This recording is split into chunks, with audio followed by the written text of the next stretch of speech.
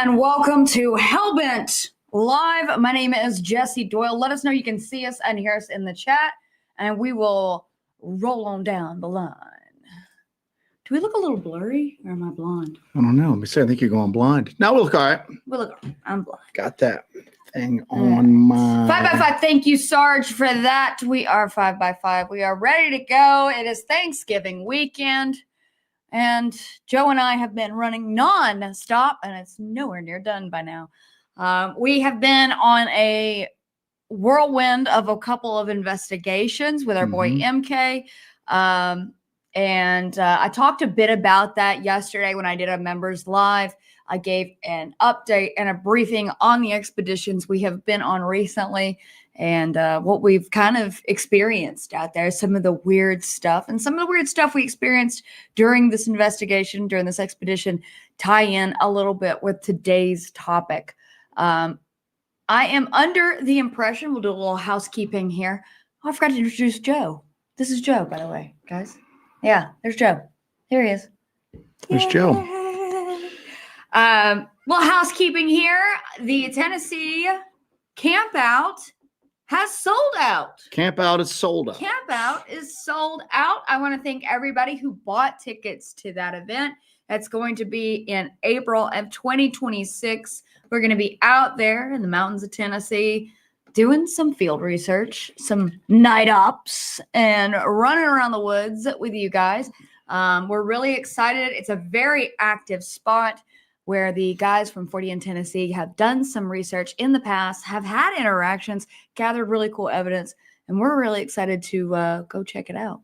So it's going to be a lot of fun. We're going to have some good hangouts by the fire, and hopefully everybody has a good time and Ken Lucas doesn't get thrown out. That's what we're hoping. Probably happened first night. Anyway, Okie, thank you for that, my friend. We appreciate that. A couple of little housekeeping things here. Okie, you were very, very, very much appreciated. You know who else is appreciated? Smog, one of our holler ballers. One of our holler ballers. One of the Hellbender OGs. Hellbender OG. Good evening, everyone. We appreciate you holler ballers. Y'all really bring it. A couple new members. Brian. And Ada Cox has rejoined the membership as well. Welcome back, Ada. Welcome back to the fold. If you're interested in joining the membership, there is information below. There's a button below this video if you'd like to help this project carry on. We've lost a lot of batteries lately. The membership just helps us make this happen. If we didn't have our members, this would not happen. We would have given up by now because the expense of doing this is insane. We had some very strange, possibly paranormal interactions over the past 2 weeks that shot some batteries. So we're in the process of replacing those. But that the membership just helps support this project and make sure it can go forward. So if you're interested in doing that, you can join that. You get extra stuff. You get extra videos. Lives from the field as well. When we can get the damn Starlink to work, you can get lives from the field. It seems like every time we try to go live, we have problems. And then we hear afterwards, oh, well, there was like a once in a, I don't know, lifetime solar event last night. Another one. And, well, we think we've got the. I've had too many once in a lifetime. It seems like the moon is the one big one because you never used to hear about like lunar events like that. And now it's like, this is the largest pinky toe moon, that you'll see in 10,000 years. And I'm going, I thought that just happened like last month. Do you know, keeps us in batteries. It's our boy Curtis Whitaker. Curtis don't hurt us. Curtis don't hurt us. Curtis Whitaker. Curtis don't hurt us. Keeping us in the batteries and the and then Ken Lucas. Curtis, we do appreciate you every week, my friend. We do, Curtis. We do, Curtis. We do. We need to do like a Curtis Whitaker memorial. Well, I'm not a memorial. You know what I'm saying? Where's well, Curtis I'm saying going? like a monument to him, not a memorial, but a monument. Wrong him.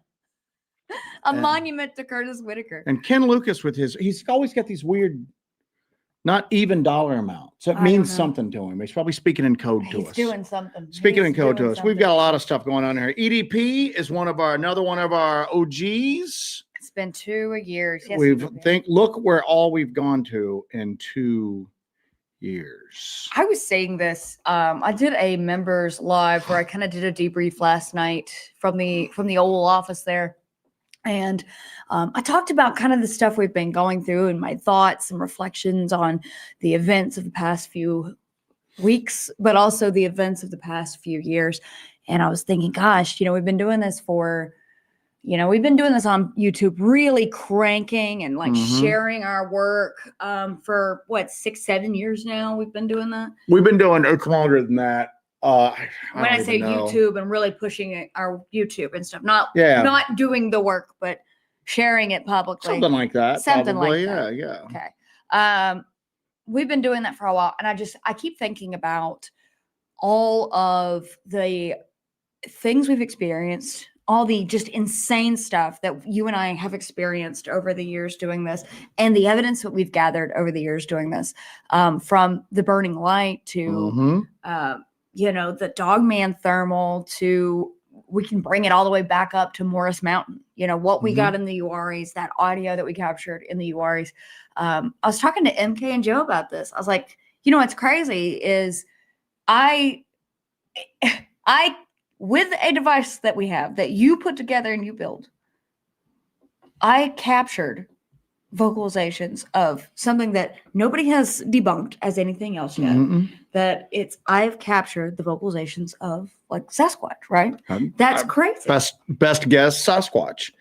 We've caught thermal images that might be of what you would call Bigfoot, or 7-foot tall naked hillbillies running around the woods with no flashlights. So I hope it's not the hillbillies. I hope it's not the hillbillies as well. But what it comes down to is we have pursued this with such fervor and such enthusiasm and excitement, and it's very tiring. It runs us down at times.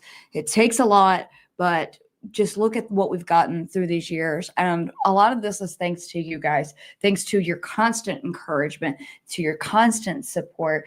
You guys, when we are at our lowest, you guys always do something to remind us that we've just got to keep going. We've just got to pick ourselves up off the ground and keep going, because there's a greater mission here. There's something bigger here, and we're all part of something bigger and doing something bigger. Our buddy MK Ultra gifted a membership. Tristan Myers gifted a membership, but I can't see who those went to. I don't know who they've gone to. It might pop up on YouTube. We're on the StreamYard thing. So. It might pop up. So Scribe definitely says this. I'm tired of living through unprecedented times. I need some somewhat precedented times to come along. would love some precedented times, please. And our buddy Stormley Starless Sea. Hellbent Holler is the only place where we can talk about cryptids and the mystical mermaids of the past, which are, of course, manatees. There's a manatee theft that is being planned on the Hellbent Holler Discord. I don't even know if I should talk about that publicly. I'm now probably accessory to a crime at that point. We're getting subpoenaed. Yeah. But we Manatee Ned. We have, like Jesse said, we had a pretty wild investigation the past couple of weeks. I'm exhausted. I mean, like mentally and physically. I had a real problem with equipment issues. Yeah. And it's I even had a problem. I had a problem on this last leg of the current investigation that we're doing. I'm standing there staring at a camera with like my hands on my head. And I look at MK who's with us and Jesse, and I'm just going, you guys are having a different experience than me right now. You guys aren't seeing this. You're not seeing like we had a problem with a lot of our camera batteries just blasting out. I had to replace them. I'm replacing them a couple, like one at a time right now. I got my first one in. I got to get another one in. And just other things going out. And we were doing an investigation, and can I say where we were at, or I guess, or should I hold off? I would hold off publicly. Hold off for right now. Just we'll let you know in a week when we wrap the rest of this up. Yeah. But we're doing some night investigations, and we stop, and I'm like, damn, I'm having the exact opposite now. I had set my camera rig down that I carry. That's got like my audio recorder, my camera, and everything like that. And I've got an infrared light attached to the exterior of the camera. And I'm like, I'm having the exact opposite problem right now. This infrared battery should be like half dead and it's still showing like full strength. That's weird. And I'm like literally looking at that. And then I'm like, well, how's the Sony? And I go, well, the Sony's like full strength. The Sony battery should be like half gone at this point. And then as I'm looking at the battery readout on the screen of my camera, it goes from full, which it shouldn't be at, to empty, to full, to empty. It just starts bouncing back and forth between full and empty, full and empty, full and empty. And I'm just standing there with my hands on my head, just going, just no more, man. Just no more, no more. It has been very taxing to like keep the equipment running in the field. We definitely lately have had some serious call to Vede moments. Yeah, we've had some just like just, you know, and it's just, and some people were discussing in the Discord that we flat out just ask whatever is out there to stop messing with our equipment. I think that would just honestly invite in more messing with the equipment. I don't feel that there's like any kindness that's going on here. I think it knows what it's doing. And I think it knows that that's a way to, again, just I look at it, I'm going, well, these batteries are fuller than normal. This is awesome. And then just ba-bum, ba-bum, ba-bum. And you guys remember which one I'm talking about? When I put my hand on my head, just going, staring at it, just going, please stop. And we had some weird stuff happen, man. In one area on the investigation, I felt we were having like traditional like Bigfoot activity. And MK is going, I've got a total paranormal feel in this area right now. We've still got out because we came back and had to like unpack the truck, get a few hours sleep, and then go back into our mundane jobs. So we're slowly going through video and audio, but there is a particular area in the place that we're investigating right now that it seems like there has been a history of activity that people have encountered there. Yeah, we're definitely finding evidence that someone else has had some kind of encounter and that they are now investigating themselves, right? That's basically what, I know I mumbled that. We think we're coming across that somebody there. Something happened. Not anybody from that you would really call them from like the traditional Bigfoot or paranormal communities. These are not people with like a YouTube channel. These are not people that you would probably call like researchers or investigators. It seems like maybe there's a possibility that people have been in that area and have experienced weird things themselves, and that they are in the very beginnings of trying to look into what's going on out there. We're even trying to figure out a way to maybe like leave some sort of like calling card for them to maybe get in touch with us, you know what I'm saying? And when we're done with this, we're going to publicly go, hey, we're here. If you've had weird encounters there, if it's you that's putting up the stuff we found, we'd like to speak to you to hear about what you experienced. The one area is very weird. We were camping out in this particular area. And the last night we were there, was it the last night we were there? We had the dream, like the nightmares, or the night before? It was the last night we were there. Last night we were there. Jesse and I both had, I woke up and Jesse, we're both just like exhausted. I look at Jesse and I'm like, what's wrong? She goes, I had really bad nightmares last night. I'm like, me too. What did you have nightmares of? She goes, vampires in the woods around us. And I'm like, did you have dreams of like very disheveled, like dirty people like that you knew but it's not them in the woods trying to get you to come into the woods? She goes, yeah, they're like, I thought they were like vampires. She had a dream with like her mother and other people, but it wasn't them, but they're very disheveled and dirty and just everything like that, trying to get you to come into the woods. I had a really similar dream. I didn't take it to be vampires. It was my grandmother and a friend of ours from the Bigfoot community, Joe Perdue. I haven't even told him this yet. In my dream, trying to get me to come into the woods. And I'm like, you're not the real Joe Perdue. And he's like, people that mean the most to us: my mother, your grandmother, and Joe Perdue. And I'm like, in my dream, I'm like, you're not the real Joe Perdue. And he's like, oh yeah, I am. I'm the real Joe. And I'm like, let me measure your head. In my dream, I'm like, but I see the real Joe Perdue over behind you, tied up. Very weird that we had these same dreams. We got up, we're instantly like, because MK's in the tent next one over, and I'm going, did you have any dreams last night? And he goes, I don't remember my dreams, but I woke up huddled in a corner in my little tent, kind of like as if I'd tried to get away from the opening as much as possible. And we're standing there talking about it, and we look down, and there's a stereotypical Bigfoot print right outside of me and Jesse's tent. Yeah. And I'm going. In fact, if I have my phone, I can. Yeah, and it's. If I took a picture. It's I got some pictures on it. It's smashed down into the pine needles there. And I'm like, what the hell? Like, how did we had heard stuff moving around our tent one night when we were there? And I would pop my head out, and like I couldn't see anything, and you wouldn't hear it or anything like that. So we but maybe that was just exhaustion. Maybe we had a conversation earlier in the day that neither one of us really remember that sparked similar dreams like that. That's just such a weirdly specific thing. And then to have like a large footprint outside your tent afterwards. I don't know what that means.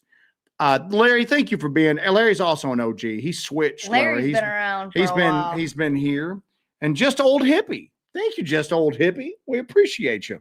But finally, a hippie we can believe. Yes, indeed. So I've got that. You want me to show the picture of that print? I think that'd be kind of. If you got it, it doesn't translate that well. But no, not really. But pine straw, it's very difficult to like. You can see disturbances, and you can see paths of movement through pine straw.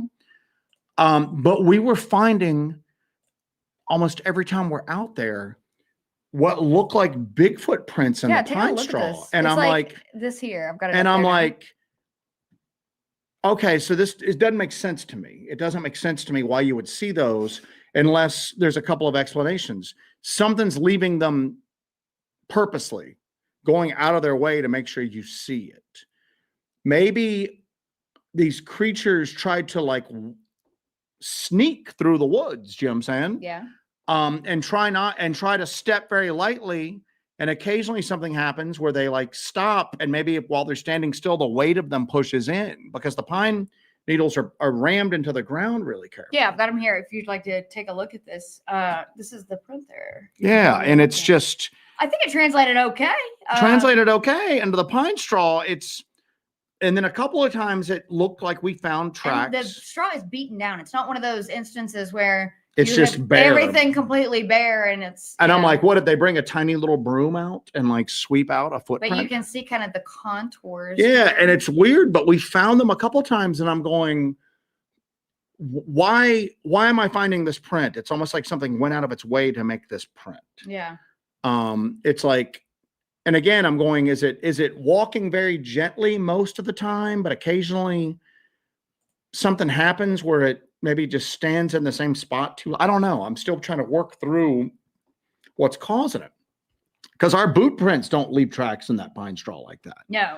And I'm like going. He's got an interesting question. Did Purdue have a dream of trying to lure you out? I don't know. I haven't talked to Joe Purdue yet. I haven't even told him he was part of my dream there. But now there is going to be, what's interesting too is while I was working on stuff for tonight's episode and tonight's topic, which is a pretty interesting one, very in depth, and we're exhausted as heck. And it's like, let's do something very complicated and in depth here. Well, it's spurred by the dream of having something try to draw you out into the woods. In my dream, I literally I'm in the tent that we're sleeping in, and I'm looking out, and there's people I know who are very dirty and disheveled. Yeah. You got vampires, and I see that because in a lot of vampire, especially movies and lore, they're dirty, disheveled people. This is a perfect example of somebody seeing something or experiencing something and relating it to the first thing they think of that they can relate it to. Yes. This is a perfect example of that. I'm a person that does this, that is interested in this stuff. And the first thing I thought of was vampire. That's what I thought of. Because I wasn't comparing my dream with yours, because I told you about my dream first. And you said vampires, and I went, vampires? Well, I had a dream. Because that was the closest approximation that I had to something that I knew what it was, and but that's a prime example of that. You hear about that all the time with the Wendigo. You hear about that with Dogman. People refer to it as, so if I had a dream about a Dogman and I said it was a werewolf, it's because that's the closest approximation to what I was experiencing. H. Smith asks, do you think activity gets more intense when you team up with MK? I don't know. We take MK into active areas, so it's hard to tell.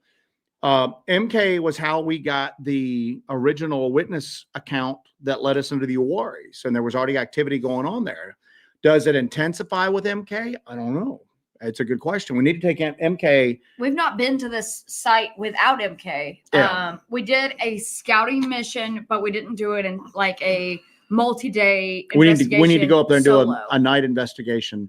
And we'll kind of get into this after we get this, but I don't know yet. We don't have enough data yet to say that. Eyes in the Woods, thank you for bringing us together. We do have a crazy little awesome community that has joined up around us here. Cryptical Crossroads, welcome to the memberships. We need your support. We get a ton of advertising offers that just don't mesh well with us. We can't turn the investigations into an infomercial, which is what people want in exchange to like support the channel. Yeah. So we're community supported. That's all we've got is y'all. We're not ever going to like turn this into a cheesy, like Mr. Ballin type thing that, you know, we got like 1 million subscribers and stuff like that. We're kind of a cult favorite, you know what I'm saying? You know, like an occult favorite. And an occult favorite, apparently. We're not ever going to have like mass appeal. So we're community supported. We need y'all's help. Rick Skinner, was that outside your tent? Yeah. Yes. And we found several. We found this is why I get so frustrated with this, because I know it amuses everyone, but if you want us the to not lack of a pattern make jokes, we won't. But it's obviously you don't. I nearly quit. You don't get flustered easily. Life doesn't fluster me outside of this particular thing. So that's why. I mean, I can like be somewhere and like just the crap goes down, and right. I'm just like, and you've seen that. I'm just like, I really give a crap. I think it's. But with this, because it's an in your face. It's an in your face type of thing. It's a personal affront. The terrain that we were in there was the most ill-suited terrain to picking up Bigfoot prints. And yet we found more Bigfoot prints on 2 investigations than we have probably found collectively in years leading up to this. We found, and I'm just going to call them Bigfoot prints because that's what they look like. We found more Bigfoot prints on terrain and the forest floor not being conducive to that sort of thing, but yet we found them. Our last day there, we're in like a pine forest kind of going in, and we find an actual track line in pine straw. And I'm going, did it just not care because it's such a crappy place to try to get into? Did something do this on purpose? There's a trickster element to all of this. And people bandy that around so much. Oh, the trickster element. The trickster in folklore and in life is like to confound you and frustrate you. And I feel that confoundment and I feel that frustration. It was rough. This was a rough investigation just because of the messing. And I'm going, we're finding a lot of physical Bigfoot sign here, but we're also getting messed with on such a intangible level. There's an invisible force there messing with the equipment, and it seems like it's really demonstrating how it can just mess with us at will, and that no safeguards or redundancies that we put into place can do anything to fight it. People have done a lot of suggestions. We do a lot of this stuff that you don't see on camera. We carry battery packs and everything like that, and something that should basically act like a Faraday cage, a Faraday bag, basically is what it is. But it doesn't seem like it helps. You got to take it out to use it sometimes, and that's when it seems like it hits. We had an investigation planned around thermal imaging. Yeah. Because where in the Uwari, it seemed like it's a big audio phenomenon where we're getting just tons of vocalizations. And we, like I mentioned earlier, we captured those vocalizations. What started the Uwari expedition was a vocalization. That was the whole thing that just lit the match. You know what I'm saying? But that is not the case on this location whatsoever. It's here. It seems to be an interactive phenomenon that might be Bigfoot. It might be something else. There was a great comment or question here Do you think it's Bigfoot, or is it something that wants you to think it's Bigfoot? I think that question can be asked in every Bigfoot hotspot on the map. Yeah. I think that every area that people think it's like, oh, the Bigfoot are here, you got to ask that question. Is it Bigfoot, or is it something that we're interpreting as Bigfoot, or is it something that is presenting itself as Bigfoot?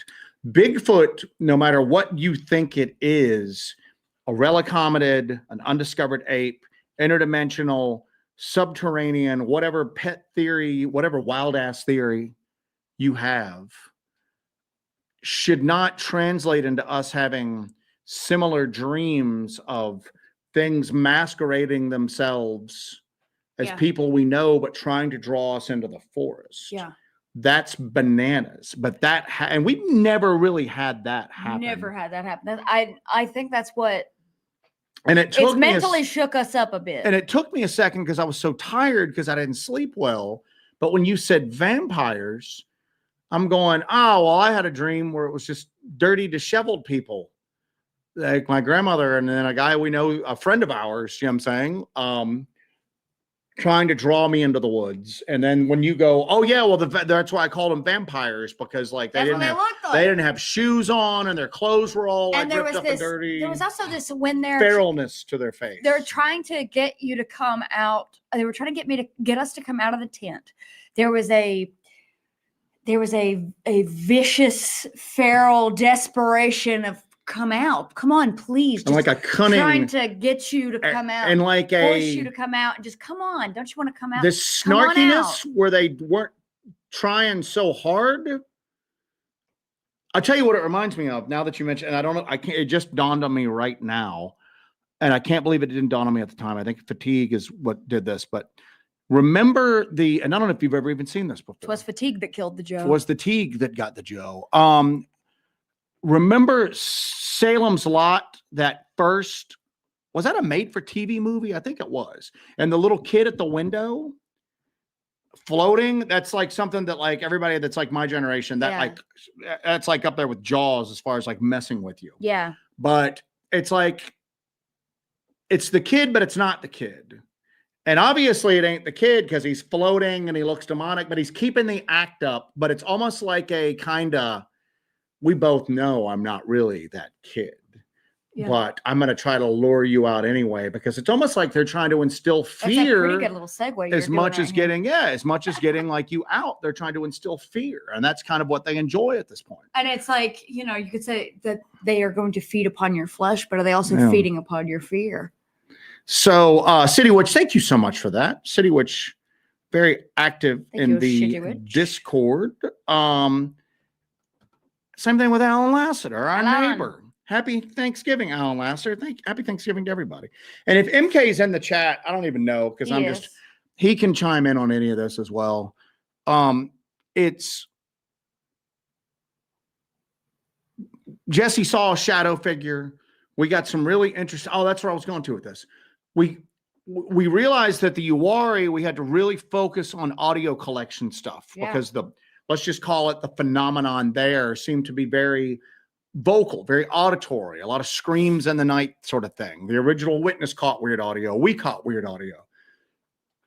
Here we quickly learned that we were seeing things on thermal in this investigation. So we were going to do an investigation and we purposely discussed it. We said, we're not going to go heavy on audio collection stuff. We're not going to take the super sound stick. We're going to have the shotgun mic that's on my main cam, but we're not going to do the real sensitive kind of a pain in the butt to carry super sound stick. We're going to go thermal heavy. I'm going to have the night vision camera. Jesse's going to have a thermal. MK is going to have one of our thermals. We discussed it. Thermal was going to be the purpose.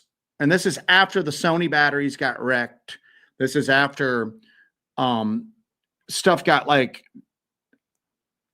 tampered with by like an unseen force. We're not going to be able to hear it. Perhaps we can see it. But we're going thermal heavy. We show up to the spot. We're unloading out of the vehicle. I pull out my pulsar thermal and it's hot. And I go, what the hell? My pulsar thermal was dying because somehow it got turned on inside its carrying case, inside a plastic trunk. somehow it got turned on and it's drained the battery and the battery's pretty much dead. And so I'm going, what the hell? And that's got a removable battery. I pull it out. I get it on the charger. I start charging it. I pull Jesse's thermal out, the AGM that she usually carries on her. It won't turn on. It's dead. It is somehow powered on inside of its own case, inside of this equipment case. So it's in its own like storage case that Jesse carries it in.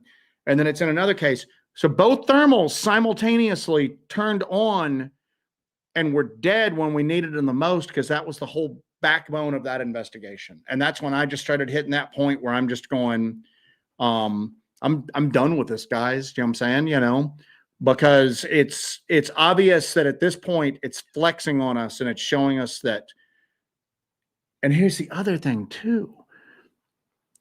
Bigfoot doesn't explain that. No matter what you think Bigfoot is, it has the ability to understand plans that we made in another state before we got there and figure out a way to confound those plans.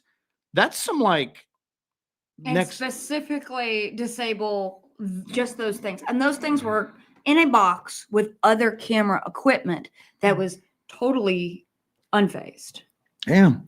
So Cryptid Castleberry. And we've got other stuff marked as well. Cryptid Castleberry. May want to start keeping a dream diary. Do you remember a lot of your dreams? Occasionally. I have like banana dreams, but you know, I take like what is that? Melatonin? Just to kind of like let my mind, because I don't get a lot of sleep. I don't get as much sleep as I would like to get. And so I try to like dump that brain content as much as I can in a short amount of time. Castleberry, on Facebook, you and I were together a year ago at CryptidCon. I had a picture of us hugging with big old goofy grins on our face, my man. So Rick Skinner, my man Rick, hope you're feeling well for the Black Phillip repellent needed for the X.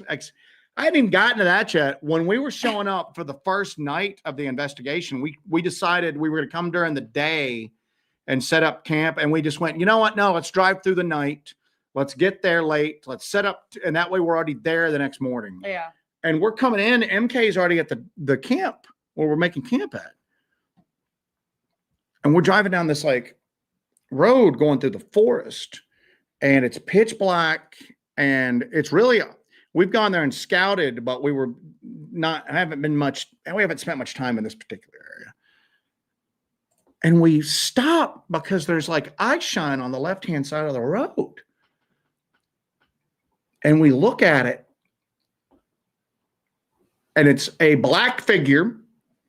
On all fours. On all fours, though, but it's tall.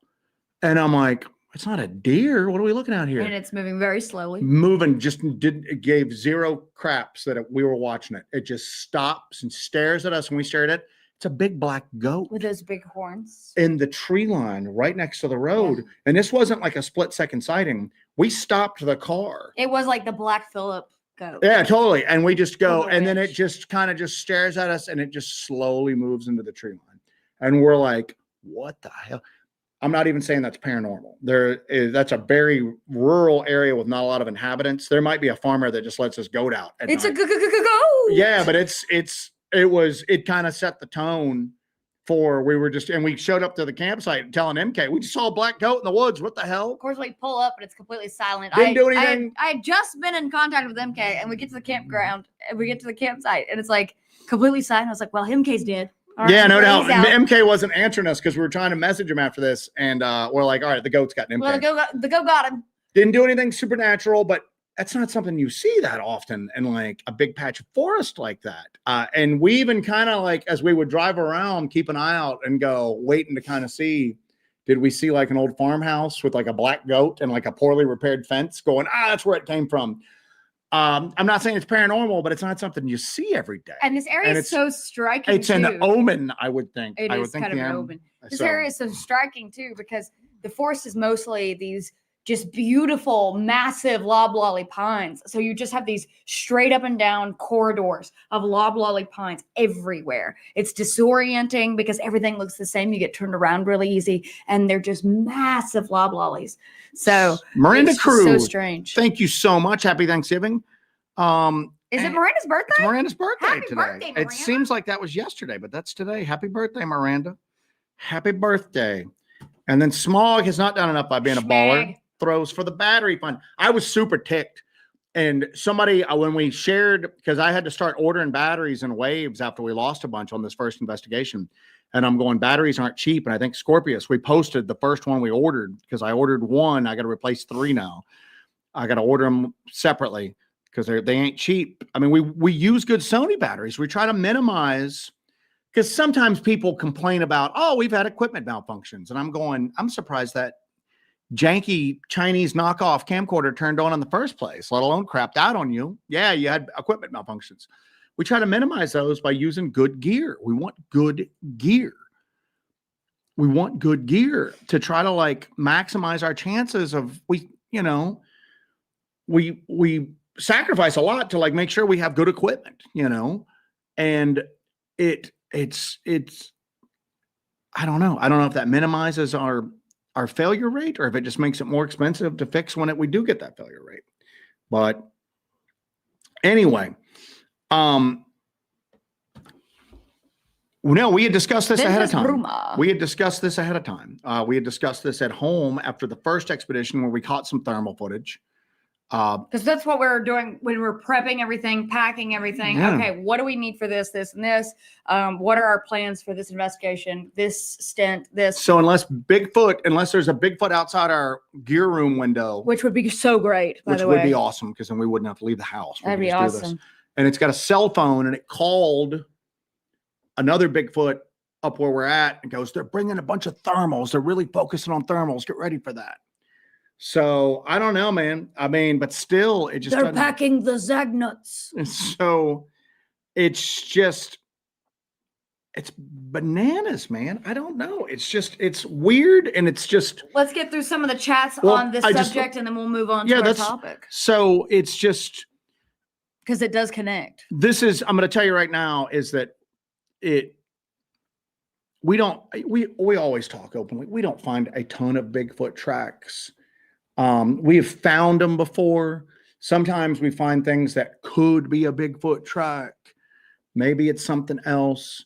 Here, it's like most difficult terrain, very obvious track. And I'm going, why? Why is that? I could see us maybe getting lucky and finding one. With that, the ground's hard. There's a lot of pine. It's dry. There's a lot of pine needles that cushion.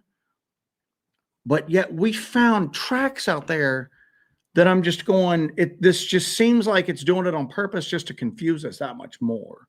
Anyway, what else you got here in the chat? I got some stuff marked, and then but this is actually a really great segue into our topic tonight, what we were discussing. Yeah, our topic tonight is the lost ones, child disappearances, faerie lore, and the missing 411. Well, two things kind of sparked this topic. Yeah. The dreams we had. Okay. Yeah. Because that's definitely probably one of the biggest departures. We're out on a Bigfoot investigation. And now we've had weird stuff happening at that point. Sure. Mm-hmm. We've never had something seemingly enter our dreams and our consciousness, our subconscious at night, or when we're completely vulnerable. Or did we pick up on something? Or did there was something outside of our tent that night. And we slept through it. Yeah. Because we had heard, just to kind of back up a little bit, the previous week we had been there for several days. I heard something moving behind our tent. We were camped in a different spot that night. And I heard it moving, and the door is this way. I'm sorry, let me get on camera. The door is ahead of me. So I'm laying in the tent where my feet are is our door. Back up behind my head, I hear movement. And I'd gotten out of the tent once and just couldn't see anything. So I hear it moving again, and I go, all right, well, there's a wall of brush and brambles and thorns and everything behind us. So if it tries to get to the tent, I'll hear it, and then I'll really run out. And then I wake up the next morning, and I go, I was misremembering how complete this wall was, because it's a patch that's kind of a wall, but then there's a big gap. I'm going, it could have got to the tent without me hearing very easily. Very easily. But that woke us up. But whatever left this print that last night didn't wake us up. And what I'm wondering is, were they completely unrelated? Did we talk about something previously in the day that we don't remember that planted a similar idea in our heads, and then exhaustion just caused us to have nightmares? Maybe you can't rule that out. You can't rule it out. You can't say it's likely, but it's not impossible. There's a possible mundane explanation. It's unlikely, but it's not impossible. Did something cause us to have those dreams? Or were we in the presence of something that's just so strange and so alien to humanity that it causes weird dreams just by its presence? Maybe your body is picking up on that, going, there's something outside that, and that's how it translated in our subconscious, our psyche to that. Yeah. But so that happened. We had that dream of disheveled, dirty people that we knew that weren't them, trying to get us to leave the tent and come into the woods. Sarge made a joke about how you will go into the woods chasing after monsters, but you won't go to the woods for somebody you know. Oof. Damn. Oof. Cut. Well, you could tell it wasn't them in the dream. In my dream, at least. Yeah. Joe Perdue's standing there, and I even went, "You're not Joe Perdue. The real Joe Perdue is behind you." Joe Perdue was like tied up in the back of this forest, and they were like, "Oh no, that's not Joe Perdue. I'm Joe Perdue." When you're in that dream state where you're going between consciousness and the dream, you're going in and out, and you don't know which is which. There were times at that point I'm sweating, I'm crying, because I would get very involved in my dreams, but I'm like looking for something. How can I block the entrance to this tent? Like, that's going to make a difference. It's a fabric structure, but I'm just like, how do I stop something from coming in here on me? Yeah. Ventus Bruma also said that I'm thinking it's not Bigfoot you're only dealing with out there, and it may have actually followed you home and messed with your stuff. It might not even be Bigfoot at all out there. And that's how it's presenting itself. But anyway, the dream obviously sparked that. Yeah. And then the fact that we're getting into the holiday season. And one of my pieces of like Yule folklore is the wild hunt, which is traditionally, it's not geared so much towards child disappearances, but that was something that always freaked me out when I was a kid. Yeah. The wild hunt is and a lot of people in the chat are probably familiar with it, but it's mostly through Western Europe, Germany, those areas, you know what I'm saying? And the wild hunt is a spectral procession through the sky. And it is invariably devils, the fae, spirits of the dead. It's led by different people depending on what region you're in. Some areas it's Odin. Some areas it's, the hunter.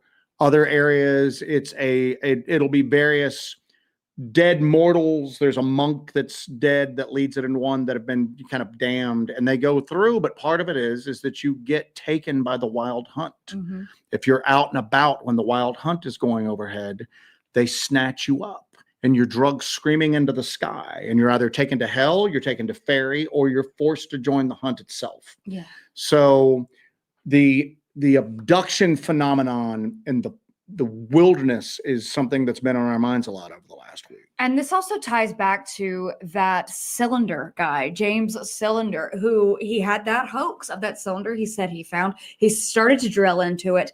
And then a blue light appeared, and then he went down, and that he came out saying that was a hoax.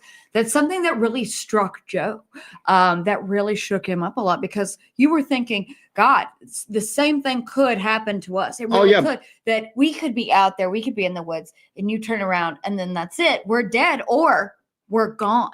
Whatever this is, we could be taken. Just like in all of these stories in the folklore, that somebody is out there and they are interacting with whatever this is, and then they're gone. What Jesse's referring to is there's a guy named James that has had a saga going on YouTube. He supposedly found a silver rod with a lot of weird inscriptions. Sorry, I glossed over that. Weird inscriptions on it. And he saw it flying, and then he found it, and then he brought it home, and everybody's been kind of debating, is this a hoax? Did he find an alien artifact? Whatever. Well, he released a live stream where he was trying to drill into it in like this room in his basement, this like concrete walled little room in his basement. And he's drilling into it. And and it's a polished surface of this like pipe, basically, you know. On the polished surface, you see a blue light appear behind him, and it's reflected in the surface. And he turns around, and there's a blue light that kind of blinds the camera. And he very panickedly says, no, no, no, no. And then he slurs the words, I'm sorry, and then goes down and appears to have a seizure. And then the live stream just goes for like 45 more minutes. And a lot of us were discussing it in the Discord, and we were like, might be a hoax, might be real. And I said, well, it doesn't really matter, because it really struck a chord with me, because it was like it all of a sudden unveiled a fear that I didn't even really know I had, and that we might be out one night and something might light up behind me, or I hear a sound behind me and I turn around from filming and there's something there, and maybe I have enough time to say no before we're just gone. And that really bothered me. And it came out that it was a hoax, but guess what? The situation still really bothered me. Yeah. And, you know, so we've been really talking a lot about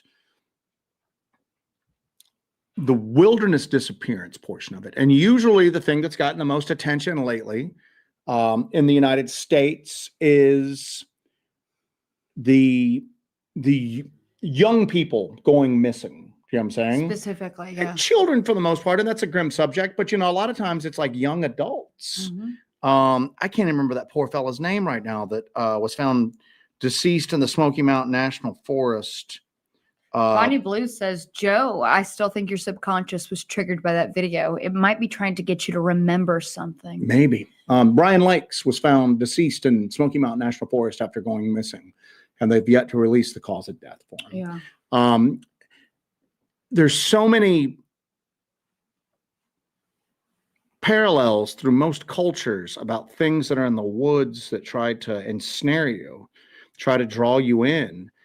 I mean, fairy tales are like resplendent with them. It's just, they're just everywhere in fairy tales. Don't go in the woods. You know what I'm saying? Everything from witches. Don't follow the whistles at night. They're witches with houses made out of candy to big bad wolves to whatever. And you see that go from the more like frivolous but cautionary tale type of things like fairy tales to like the fairy lore, which is more serious. And fairy tales are fictional stories that are used to illustrate a particular phenomenon and be kind of like a cautionary or a teaching moment, you know, to instill like proper behavior or proper wariness in like kids. Well, fairy lore is like things that supposedly happened.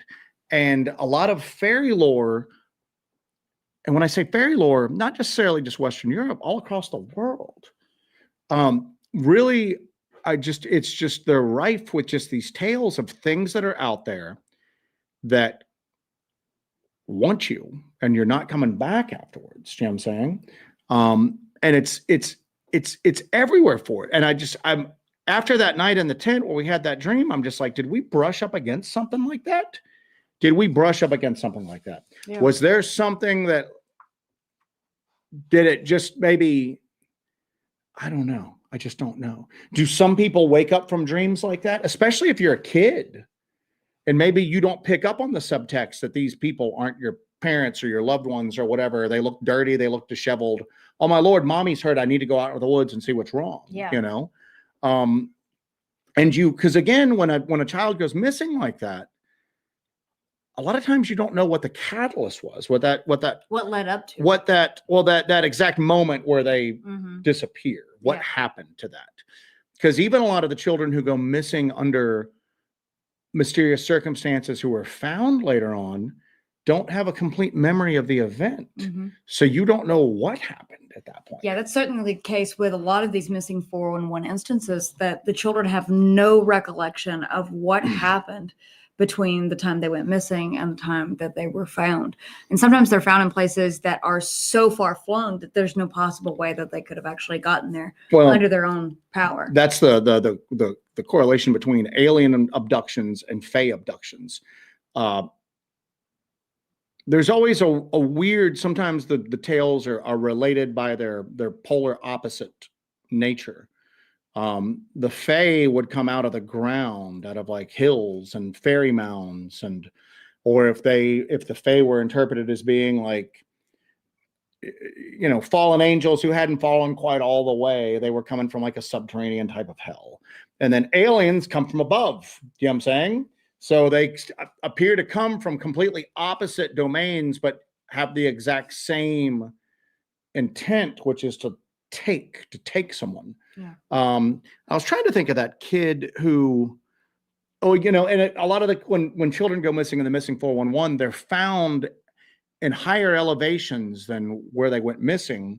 And if you do any sort of like search and rescue type people research, always tend to go downhill. People go down. Kids especially will go downhill. Yeah. It's very, very odd for a child to. You're always going to go the path of least resistance, no matter what. Yeah. And you're not going to force yourself to climb up a mountain if you don't. It's not going to be the natural inclination that you would have. Yeah. And it's talking about the wild hunt actually grabbing you. But the thing where they gain an elevation and they're found up there and nobody can understand how they got there. And the one kid, I'm trying to think of the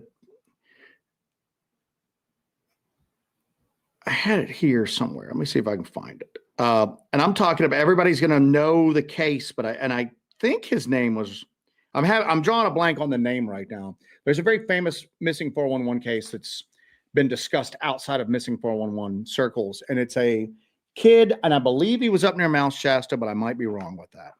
He basically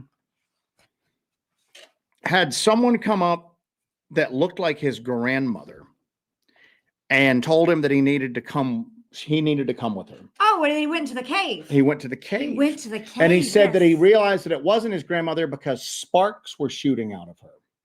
And that he went in there and there's like a bunch of old boots and backpacks and clothing and stuff like that in there, but no people. And the grandmother tried to get him to do some weird stuff, maybe possibly took a DNA sample. It tried to incapacitate him, and then basically he was able to like get out and escape. Right. I think he climbed a ladder, if I remember correctly, but he knew it wasn't his grandmother. But at first it looked close enough. It looked close enough that I guess it was, a kid doesn't really have, like, I guess the younger the kid, the more easily a deception like that can be successful if it's not a completely perfect deception. And maybe that's why some of these things focus on children. Maybe children are easier to fool to a certain degree. They're not as world weary. Yeah, not as wary them. About it. And they're not as suspicious and distrustful. And maybe that's a vulnerability to them.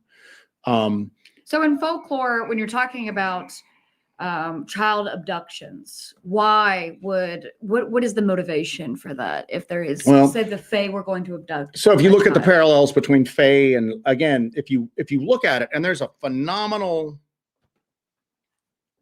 let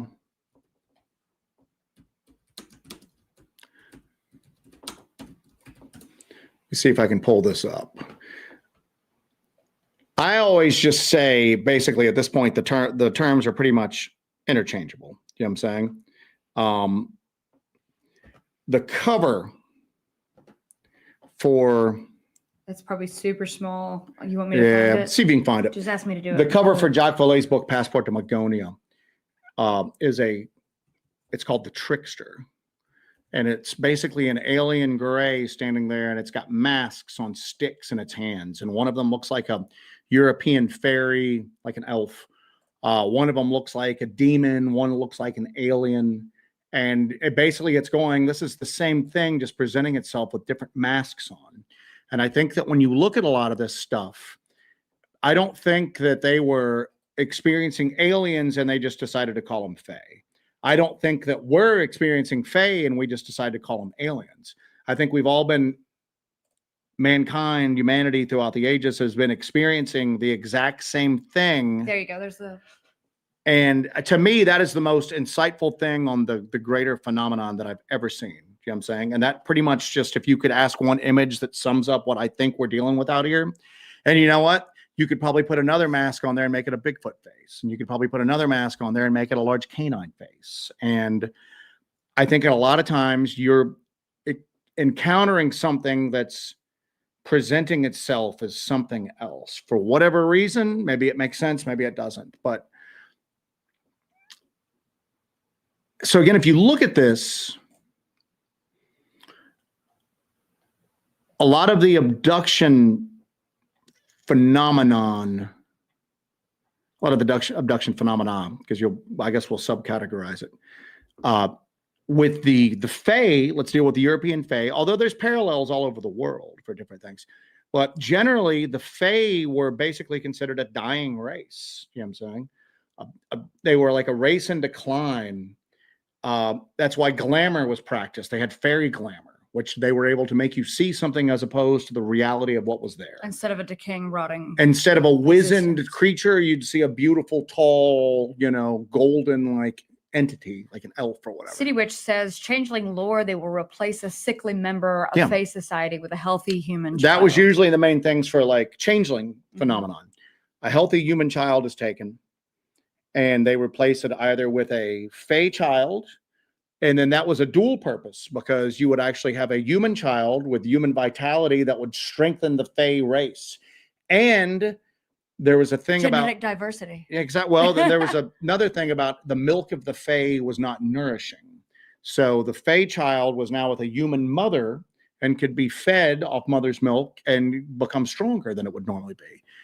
Or it would be an old, wizened, elderly member of the Fae that was basically put there as almost like a retirement thing, And those are the ones where you would hear stories about a changeling exhibiting, like being very, very, very malicious, evil, strength beyond what you would expect from a child. Or it would basically be an inanimate object that had had a fairy glamour placed upon it to appear to be a child. But that was generally why the changeling portion of it would happen. As far as like the woods abductions, now those were obviously the changeling phenomenon would happen around a home. Yes. And there were just different protections that you could put into place to keep the Fae away. One of them is iron scissors opened into the shape of a cross. A lot of like the peasantry, didn't have like, actual metallic crosses on their walls. So they'd use a pair of scissors. Of course, now you got a pair of open scissors underneath the, the bedding of the child, but, got to keep those elves away, man. So, you got to pick your poison on that. Yeah. And then the other thing though, is that the wilderness abduction portion of it with the Fae was generally done for procreative purposes, to get a young lad or a beautiful young maiden to bring them in. And a lot of times now in the lore, would this happen at locations and times of liminality? Always locations of liminality. At dawn and dusk, at the edge of the woods. Not necessarily at dawn. It would happen at dusk. It would happen near water. It would happen near fairy mounds, you know what I'm saying? Which were, a liminal place. Because these are the locations where these things can cross over into our reality. Definite liminal times of the year. All of the major like pagan holidays, the solstices, the equinox, Yule, all of that would be the times that you were most in danger of running across like a fairy troop, and they would take you. Sometimes they would just take you for just pure amusement. Okay. And there were particular types of people that would be taken. Musicians and artists were definitely much like Missing 411. The categories is very close to Missing 411. Very close to it. People that were either very childlike or very, very wise. And that's a direct parallel to Missing 411. Sometimes you have people that have various like impairments to their cognitive abilities. I got to tell you, everything you're saying, I'm a prime candidate for fairy abduction. You were very much a prime candidate for fairy abduction. I'm not positive that you were not a changeling myself. Changeling yourself. But there is a thing that with the fairy abductions that kind of relates to like indigo children, that they could possibly be part of that. Well, so you would have it done for like, and sometimes it would be predatory. There were creatures that basically, and if you look at the physical descriptions of them, a lot of times, subterranean, pale, no hair, large eyes, They really, there's things that called trowels, TROWS, Yes. that were subterranean, like goblin creatures that were white skin, large dark eyes, and they were predatory. They would take you basically as a food source at that point. And you know what? That's been hinted with some of the missing 411 stuff, that it's a predatory thing, possibly a pure predator doing it for food, sustenance, survival. But if you look at there's more direct parallels between the fae and then the modern day alien abduction than a lot of people realize. Yeah.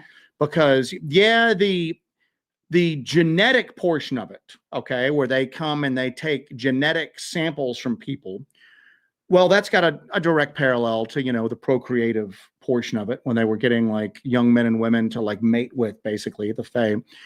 Well, there's cases of alien hybrids where people say that they actually engaged in relations with what amounts to an alien at that point, and they've seen the child later on. Well, one of the things that really kind of, and I've phased on the gentleman's name right as I was getting ready to say it.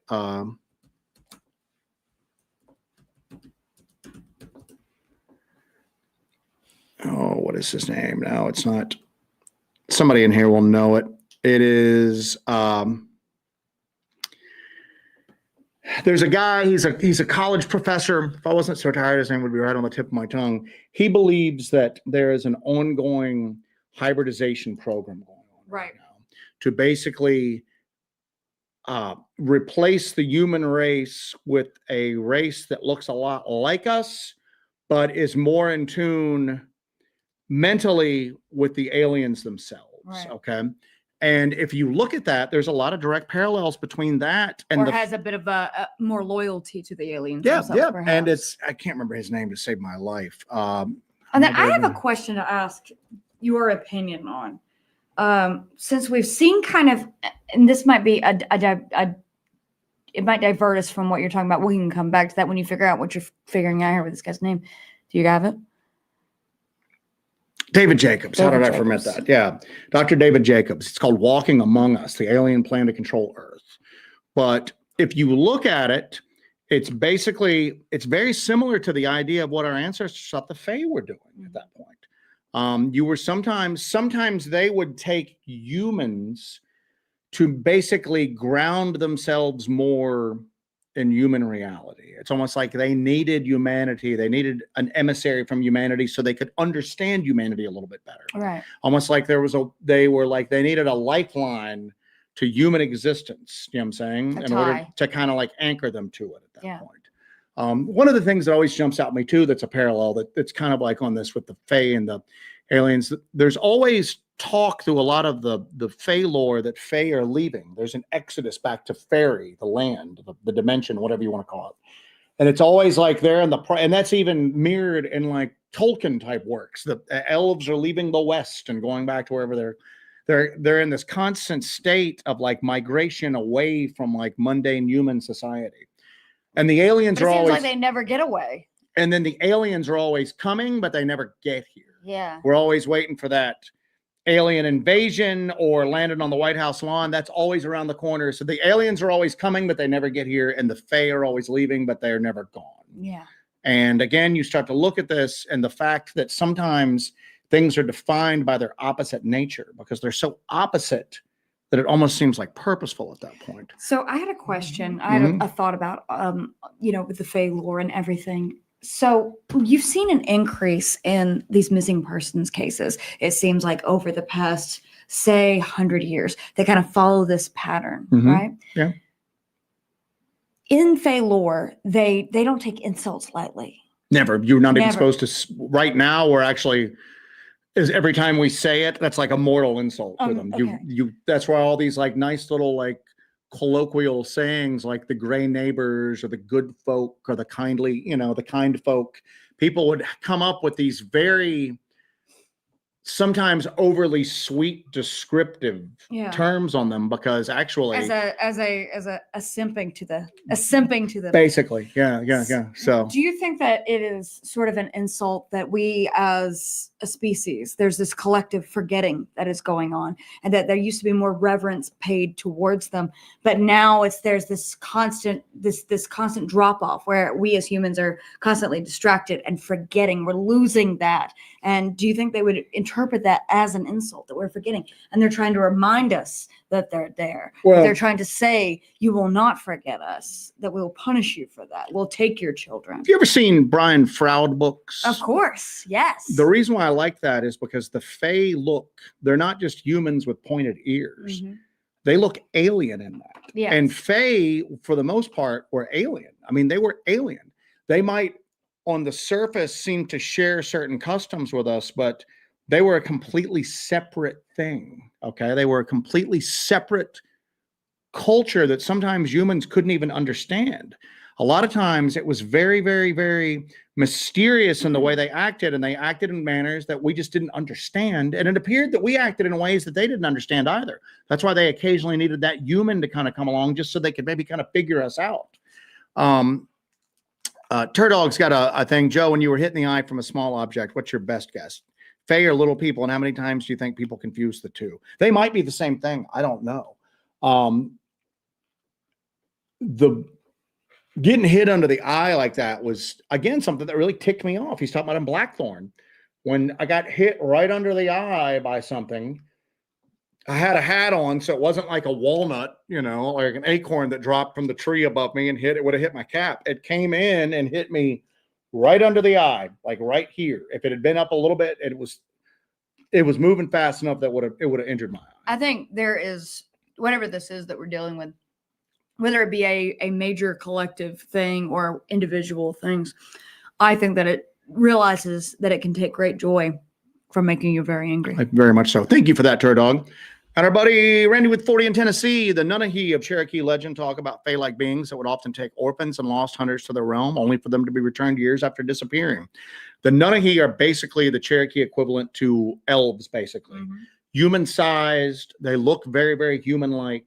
They almost seem to live in an invisible realm and right alongside. And in the descriptions, they have finer features. Finer features. They actually aided the Cherokee in war at times. They, for the most part, were friendly to the Cherokee, but again, if they're prickly and if they're treated with no respect, they can act out. They can turn cruel. And then sometimes they do things that seem malicious to us, like this. Taking people into their realm only for them to return thinking they'd only been gone a few days and it's been years. That might not even have been malicious on their part. Very much like that, the alien connection. Yes. A lot of times people will suffer health effects. I'm leaning off camera a lot. I just realized that. A lot of people will suffer health effects after encounters with what they think is like alien life. And I'm going, that might not even be malicious on their part. You know what I'm saying? That just might be the fact that you're coming into contact with something that is just so outside of our own concept of reality that you're affected some way. And that goes into what we were talking about with those dreams. I think there's a good chance that those dreams were our body's reaction being that close to something that is so out of our ordinary reality that it just causes ripple effects with us wherever it goes to. Yeah. So what else you got here? I'm going through the chat. We're got a lot of interesting conversation. But that's the thing is that, and somebody had messaged me earlier going, well, there's been a lot of debunking done on David Paulides, blah, blah, blah. And I'm well aware of that. That doesn't mean the core concept's still there. And I'm not even saying David Paulides is hoaxing. It might just be the fact that he's so far down the rabbit hole. I think maybe a lot of people's problems is maybe he cherry picks data to a degree. Yeah. And he's also, I think he's been mentally affected by the community at large to a great degree. Who hasn't been? Good God Almighty. So yeah, who hasn't been? That, I think people get a bad taste about him, but he's done a lot. He's done the work, We've seen it now. The Eyes in the Woods asked, have we seen blue orbs? That's kind of a little side thing. Pretty much a lot of people will be like, if you see the blue lights, you're supposed to unask the area. You're supposed to get out of the area. But yeah, we've seen the blue, like little witch lights in the woods like that before. We've not ever been able to get close to them, but you're not supposed to get close to them. The blue lights are usually pretty universally considered as being very harmful. If you look into alien lore, like UAP lore, UFO lore, whatever you want to call it, close proximity to the blue orbs have been known to cause like health problems. It's almost like being exposed to a direct energy weapon in a lot of cases. So. Smog, ding, ding, ding, ding, ding, ding. Gifted 5. Smog's on fire tonight, man. Smog, you're spoiling us, my man. You're spoiling us. He's got that Thanksgiving spirit. He's got that Thanksgiving spirit. Hopefully for those of you that are in the membership, you'll be seeing some more lives from the field. It's been difficult. First, it was just Now we did test MK Starlink one night, and it didn't was work either. Didn't work either. It's just tree cover's still so thick. Mm-hmm. The leaves are really starting to come down now. This area that we've been in lately is so much pine that there's never going to be. We're going to have opening. to find somewhere. But we're going to find openings. I think some of those like ends of those roads might be great potential sites for that. Yeah. But I'm telling you right now, and like part of the reason why we did the show tonight on this topic is because we're working through it on ourselves like that. And it really, we came very close to something that is so akin to this that it's got us shaken up to a degree. And I think somebody had mentioned earlier that there's sort of like the Fae world equivalent to Sasquatch, the Woodwows, the Green Man. Are we dealing with the same kind of thing? Are we dealing? It's all the same. Are we dipping our toes into some ancient stuff here? I think that if you look at my current wild ass theory is wild ass theory. And we were going to do a wild ass theory button. We were going to do a show tonight, wild ass theory show. And I wanted people to call in and give me their wild ass theories. Not nothing boring, not a boring ass theory. And Sasquatch is a gigantopithecus that has escaped extinction. Nothing That's boring. That's a bat, not a wat. That's a bat, not a wat. I want the wat. I want the wild ass theories. You know what I'm saying? You know? I don't know. I'm drawing a blank on wild ass theories right now. What was the one? Hey, Sasquatch is tied into the Daros from the Shaver Mysteries, and that's what they are. You know, something wild like that. And nobody seemed interested to share their wild ass theories. What the hell's wrong with y'all? But my current wild ass theory is that you have individual points of different phenomena, that you have different things going on. You do have alien activity going on. You do have ultra-terrestrials that have been on this planet side by side to us. You can just call them the Fae, little people, whatever you want to call them. There is a Bigfoot, there is a Dogman, but I think that there's something else going on out there that's amorphous. It's malleable. It can present itself in different ways. It has abilities beyond what the other phenomena have, and it has the ability to present itself in that way. And that's why people have Bigfoot encounters where it just behaves like a flesh and blood creature, because maybe that's what the real Bigfoot is. Yeah. And then other people are dealing with a trickster that's expressing itself like Bigfoot. And that's where the weird crap comes in. And then you never know what you're dealing with. Yeah. I just downloaded and maybe they deal with the same stuff. Yeah. Maybe that's why maybe they deal with it as well. Maybe they know that there's other things out there that sometimes present as Sasquatch, a real Sasquatch does, and they're wary of it and they're messed by it just like we are. And that might be part of the reason why they're so reclusive. I just downloaded a random sound effect that I'm going to use when I get somebody throw a wild ass theory. We're going to see how the sound effect applies to it. Just old hippie asked, yeah, Joe, what happened to that? We are going to do a wild ass theory show coming up. We might just do it for members. I don't know, but we'll put out some info on that and we'll have you guys kind of call. All right. You got a sound effect ready? Hang on. Hold up. Wait a minute. Whoa. All right. You ready? Yeah. Wild ass theory. A lot of Dogman let's just stick with Dogman. A lot of Dogman activity or canine faced Bigfoot activity is actually a time slip, and it's giant ground sloths that are somehow momentarily coming over into our time before slipping back to their own. Wow. That's not a wild ass theory thing. That's terrible. That's a terrible sound effect. It's just a cartoon that goes wild. You good? We need to find a better wild ass theory. I'm getting fired. We need to get a better wild ass theory. We need a custom wild ass. What you need to do is I hate AI music. I hate AI music. I hate the people. That's like. I did not even preview it. Let me so finish. Don't judge me. I'm judging the hell out of you right now. I'll delete it. I'm getting fired.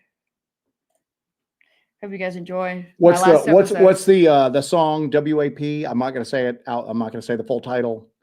What's her name that did that? Cardi B. Cardi B's song WAP. You got to do like a song WAT. But I hate AI music like that. All right. We've got a theme song. Oh, announcement. We do have a theme song for the fundraiser. We will be doing around Christmas time. So get ready. We are going to do a fundraiser, and we're actually putting together some cool like incentives for the fundraiser. We're really excited about that. We're going to have a whole original theme song for the... We did that fundraiser a few months ago for the Bethesda out of Oklahoma that works with young survivors of SA. Of abuse. And we did that, and we friggin' raised a ton of money for them, and they were ecstatic. So we wanted to do something else for Christmas. So we asked a lot of the Hellbender like community. They're interested in it. We're going to be doing a fundraiser for Chester Moore, who was with Dark Outdoors. Chester Moore is one of them good people that fights the good fight. He does a lot of stuff with, again, childhood survivors of abuse, children who've lost their parents at an early age and stuff like that. He basically kind of does a lot of work getting them into nature as like a rehabilitative thing, not just sitting in a room talking to some adult who doesn't really care. He takes them out and gives them like life experiences that kind of like reawakens that childhood that they were in the danger of losing.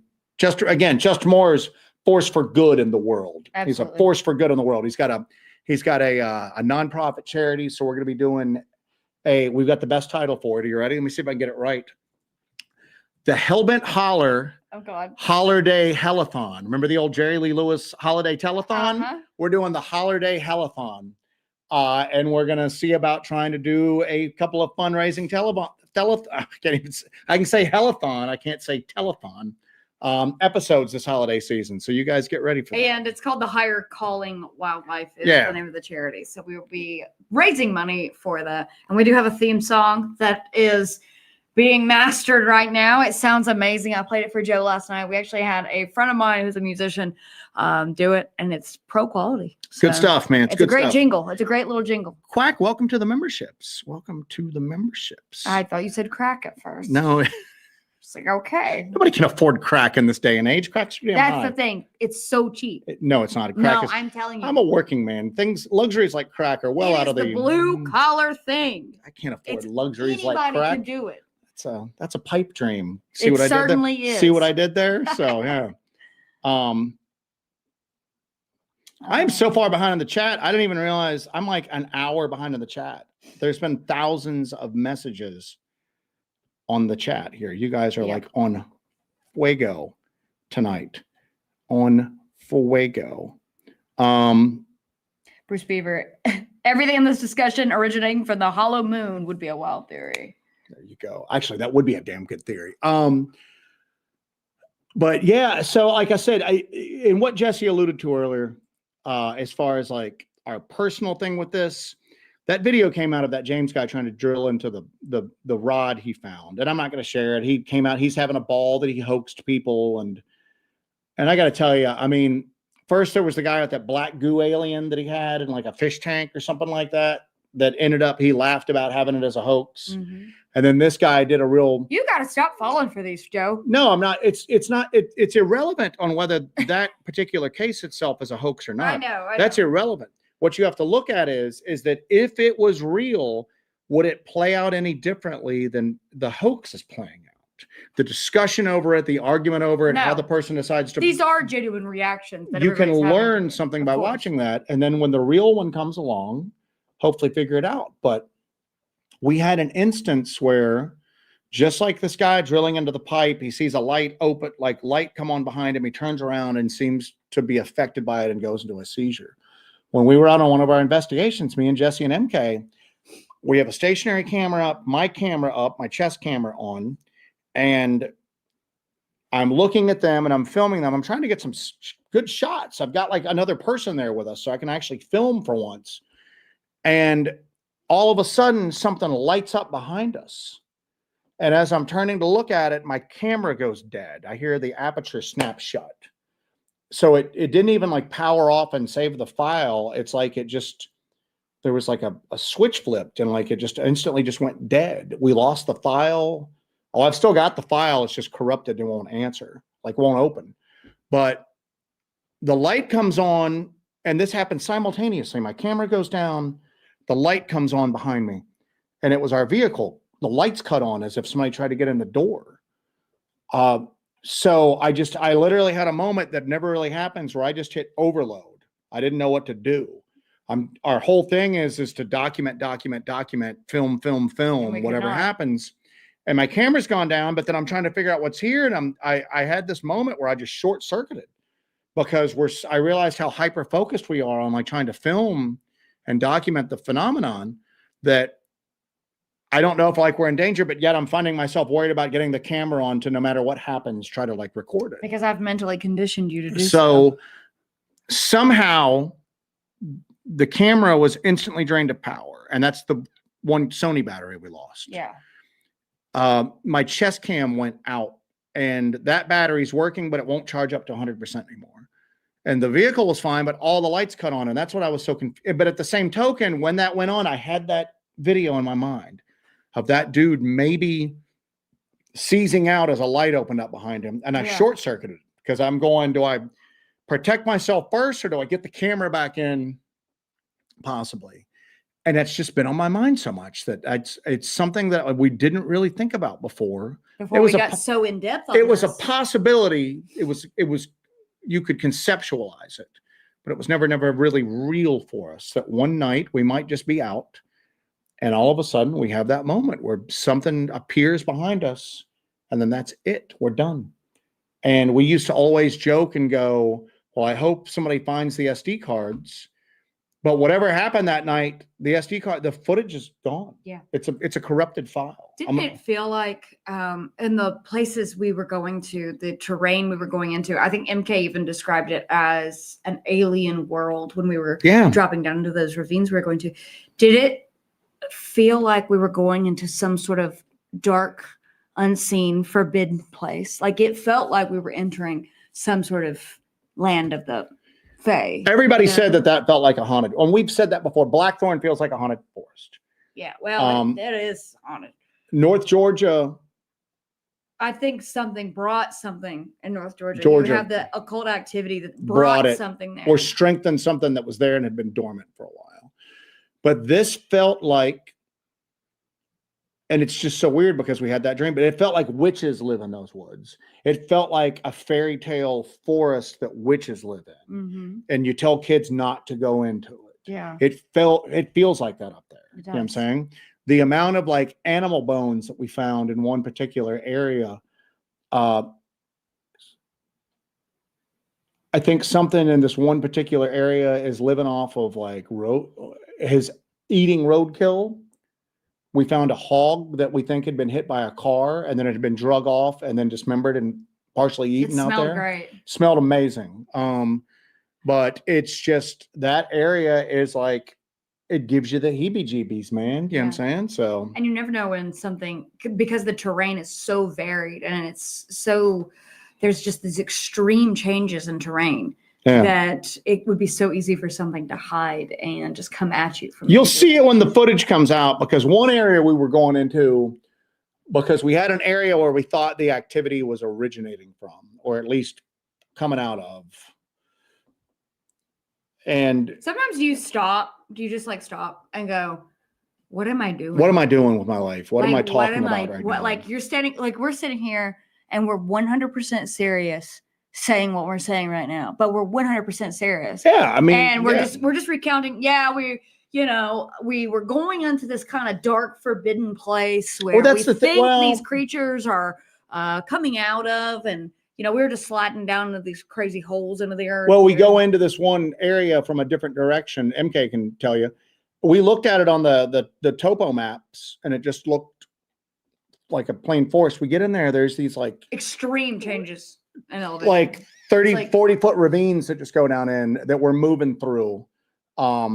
And we're finding broken, and there's trees growing on the bottom of it. It's the craziest thing ever. So there's almost like a secondary canopy underneath the regular forest canopy that you get down and under. It's like the Lost World or something like that, man. And we're finding like underland tracks down there, and we're finding like broken branches and like signs of movement and areas where it looks like something's bedding down, and there's no way deer are getting down in there, something's climbing in and out of there. It's so weird, man. But yeah, I have those moments like where I just had. What am I doing? Well, you know what? That's what always irritates me is that. What grinds your gears? I guess it's a condition of the amount of LARPers that are involved with this stuff. People that just spend BS and just fantasy. It's like they're basically like, I bet they get to have Thanksgiving dinner this year. I bet they get to have Thanksgiving dinner while we're working. But they'll make these crazy claims that like they're getting into hand-to-hand combat with things out there, and like it doesn't bother them. They're just laughing about it and da da da da da. And I'm going, I had a moment where I thought something had appeared behind me as my camera malfunctioned, and I just had a thought going, we're dead. Yeah. What do I do? Do I try to get the camera on, or I could try to like defend? There's that real fear. And it's bothered me, and it's stayed with me. Yeah. And then other people are like getting into like knife fights with like, creatures, and they're just like, okay, the next day, and I'm just going, but I have fighting creatures is who I am. And I have these moments where I just go, what the hell are we doing? Like, what are we involved with? This is so much. Take the kid to soccer practice on play some Thursday, golf, play some golf, knife fight with creatures. Yeah. Play some golf. Kaiju Ninja 85 says, have you investigated an area where people have gone missing, and have you actually tried to search for evidence of missing people out there? I have a case that I'm absolutely obsessed with. We scouted the area where this happened. A man went missing. He went up to a national forest and went to go hunting, fishing. And he just went up there by himself, and he went missing. He never came home.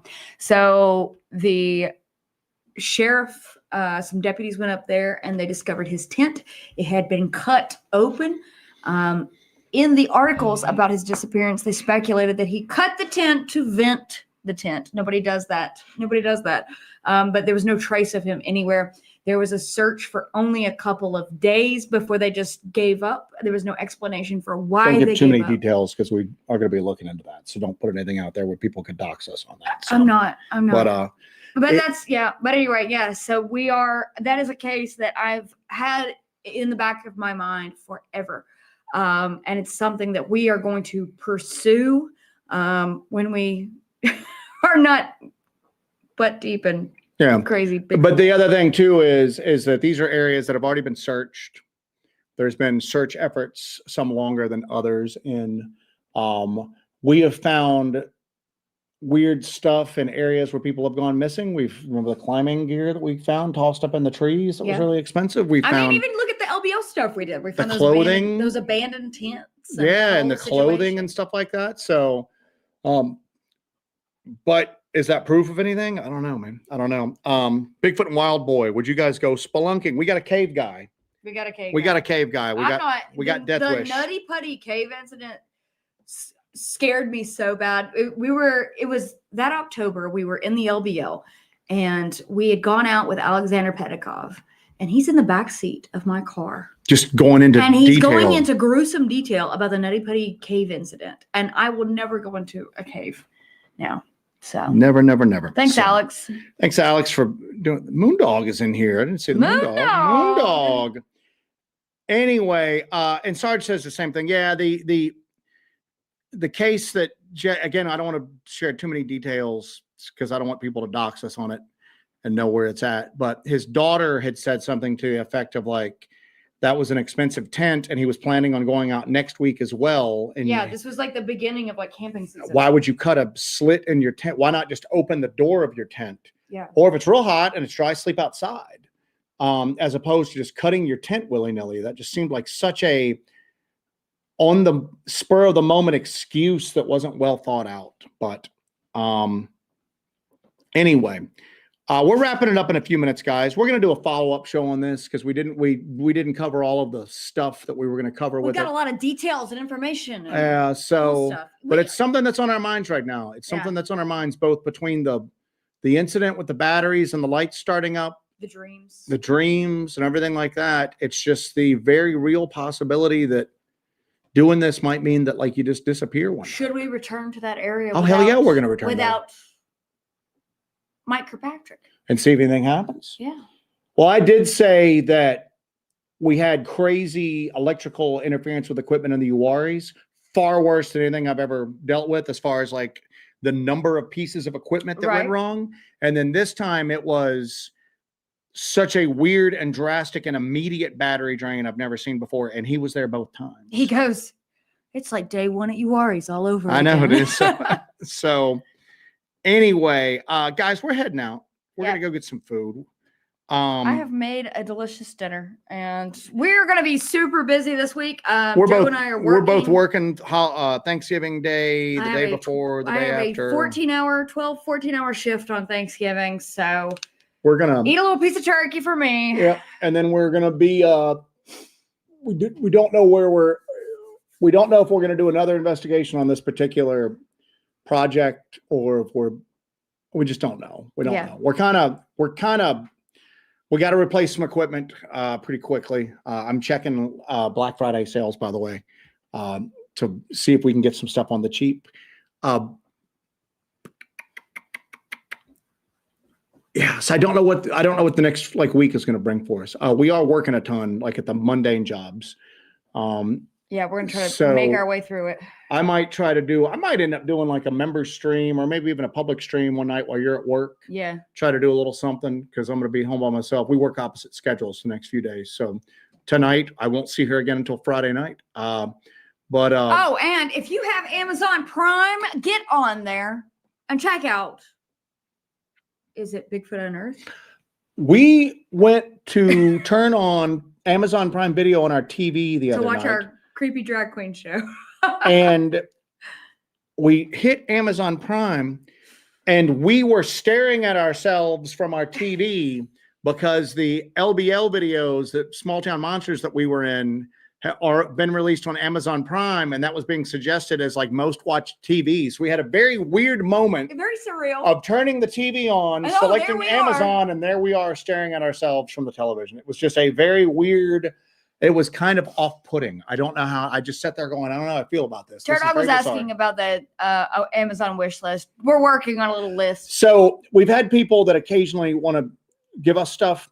We don't have a good mailing address right now. Yeah. We got hit with porch thieves, like porch pirates here very badly. We had a person who was letting us get packages sent to their house. Well, we had a guy who's a trapper make up some Dogman lore for us. He spent a lot of time coming up with this formula that he thinks would attract in a Dogman, like a scent lore. So that smelled so bad, we no longer have a place to send packages to. We were politely disinvited from having more things sent there. We've been kicked out of a post office. We've been kicked out of a post office. We've been kicked out of our grocery friends' place from having it. So we don't have a safe location. So we've been doing a lot of our equipment ordering from Amazon, even if it's not the cheapest, because we can have it sent to an Amazon locker. And that's secure and we can pick it up. So some people asked us if we wanted to do a wish list up. I've got an equipment list, but it's a mixture of expensive camera stuff and then like consumables. I don't want to put a equipment wish list up for the public that has $3,000 thermal imagers on there because that's pretty freaking presumptuous. You know what I'm saying? So I need to edit that down or start up a second list and just get the less expensive things like SD cards, batteries, stuff like that, medical supplies, pickle flavored jelly beans, stuff like that. So I gotta get on there and do a separate list and get because usually what happens is that when I've got our equipment plans up, I'll put stuff on this list that we're going to buy down the road when we can afford it. So I don't want to put that out there and have people going, good God, did you see that equipment list that Joe put up? He's expecting us to buy him a $3,000 thermal. What the hell's wrong with him? Bonnie Blue says Jesse's birthday is next month. Jesse's birthday is next month. This is true. All right, guys. I will be 564 years old. We're heading out. We're going to get something to eat. You'll see us again in the next few days, probably just me. Pray for us. We're going to make it through Thanksgiving. We're going to be working a lot through Thanksgiving, through tomorrow, through the end of the week. So, yeah. So wish us luck. Have some Thanksgiving food for me because I'm not going to get any Thanksgiving food. I'm bummed, but it's okay. Frank Middleton, it was good meeting you guys as well. For the short amount of time we were there. We weren't really saying much about it. We ain't saying hardly anything about it, but it was nice meeting everybody there. So I hope you had a good time on your expedition. Yep. And it was nice to meet y'all when we came by. So anyway. All right, guys. We hope you have an awesome Thanksgiving. Please be safe. Eat all the food. Don't get dragged into the woods by relatives who are not your relatives. What is it? Tammy, you're not showing as a member right now. You don't have the members icon next to you. She was saying she was having trouble accessing the members video. Yeah, you don't have a members You don't have icon. a members icon, so maybe check and make sure your membership is current. We don't see anything on that end, just so that way we don't get access to your private information. But if you're having trouble, reach out, hellbentholler@gmail.com, because sometimes we can check with other members that have gone through similar problems like that, and they might have a solution. Yeah, but right now you're not showing the members icon. That's why. Yeah. That is why. So anyway, happy Thanksgiving, all of y'all. All right, guys. Thank you very much. We're gonna go eat a little beef roast and have a relaxing moment or two. We're not gonna be as tired next time when you see us. So. We will be. We absolutely will be. All right, guys. Y'all be careful. Have fun. Don't get in any family spats, or do. I don't care. Just just tell us about it. If you're within 100-mile radius of us, and I need to come bail you out. See if they'll let you use the email at the jail. There you go. All right, guys. Thank you very much. We'll catch y'all later. Be careful out there. Take care of yourselves and take care of each other. Good night.